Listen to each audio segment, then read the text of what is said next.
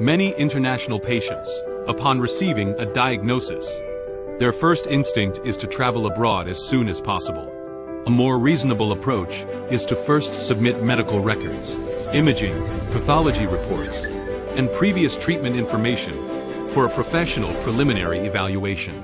Remote consultation can help patients understand whether an in-person visit is necessary, current treatment options that may be considered, whether additional tests or information are required. This not only reduces unnecessary travel, but also provides more professional guidance before making important decisions. The first step in cross-border care should be clarity, not haste. Through remote multidisciplinary consultation, MDT, international patients and their families can receive professional evaluation and advice from home, helping them make clearer and more informed medical decisions.